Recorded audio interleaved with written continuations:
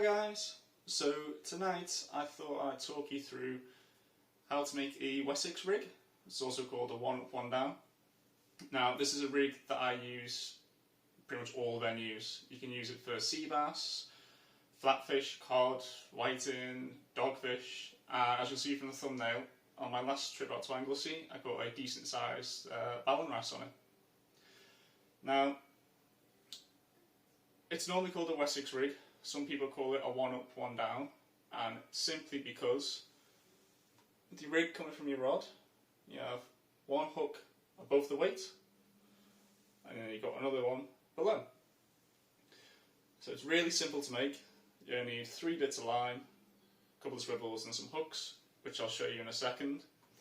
So I pretty much make all my rigs with £60 amnesia as the rig body, and £20 for the hook lengths. But for this video I'll just be using £70 orange shock leader, so you can actually see what I'm doing. Right, I'm going to show you the tackle that you need. So, like I said before, this is a really simple rig. As you can see from here, there isn't that much tackle you need for it. Now I've cut all my bits of line to the size I need just to make this easier for you guys. But I'll be using 2 foot for the main rig line, 2 foot for the hook length below the weight, and then 1 foot length for the hook that's going to be above the weight.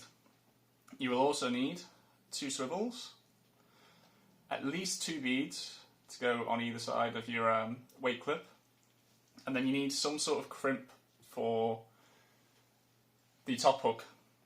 Now I've started using these simply crimps, which is basically the crimp with a swivel already in it. It's just because I found it quite hard to match up the right size beads, the right size crimps, have them slide over each other every now and again. But if you can't use these, you can just get a bead either side of your swivel, and then a crimp either side of your beads to lock it in place. But these are a lot easier to use. Okay, so let's get started. You get your rig body, and one end you're going to attach. Hang on, let's move these beads out of the way. You're going to attach your swivel. So I keep this dead simple with blood knots, 5 or 6 twists. Pull it through,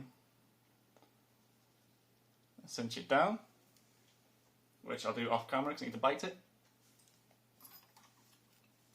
Okay, so we'll say this is the bottom end. Slide 1 bead down,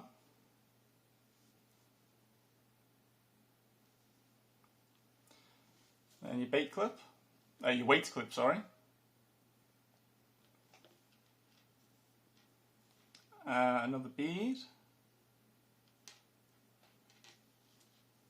and that kind of acts like a mini shock absorber, because your weight will slide up and down and these beads stop the clip making impact with your knots. Now after that you need to put your crimp and swivel whichever way you want to do it, slide it down, and then attach your swivel at the top. Now this is the one that will connect to your main line from your rod. Again, I'm choosing blood knots. If you have a preference of anything you want, feel free to change it. So this is just a guide to give you the basics. You can then chop and change for whatever you're doing, really. Okay, so we've got the main rig body done. I'm just going to cinch down these crimps, leave a bit of space at the top, but I say this is going to be a foot long hook length going from here, so you want to make sure you've got at least a foot left on the rest of your body, just to sort of stop tangles happening. So get your pliers, squeeze it down so it holds. You don't have to squeeze as hard as you can because you will end up snapping your line. A bit of pressure so that it locks in place. So that's the most complicated part for it. All you got to do next, attach your hook lengths. So the shorter one at the top,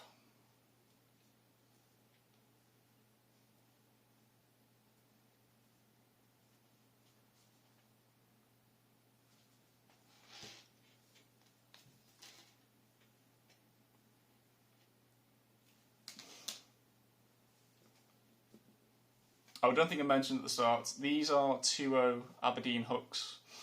2.0 is quite a big hook, so for when I'm fishing matches or anything like that, try and use size 2 or smaller. But this rig can be used for anything, so you can range from size 6s, size 4s, right the way up to 2.0s, 3.0s, 4.0s, all depending on what you're going for.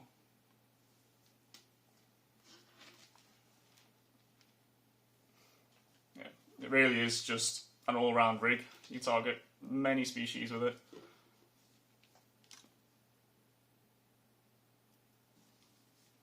Attach the one on the bottom.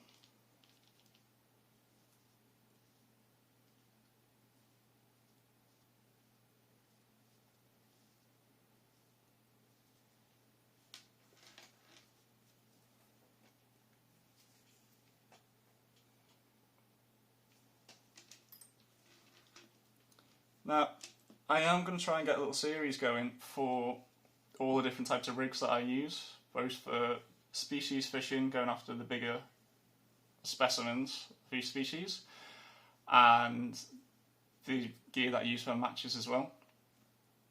Because I know when I started fishing, I found everything on YouTube.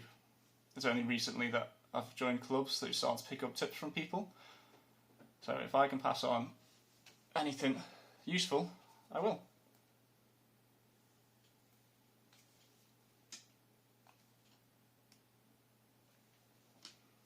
And there you go.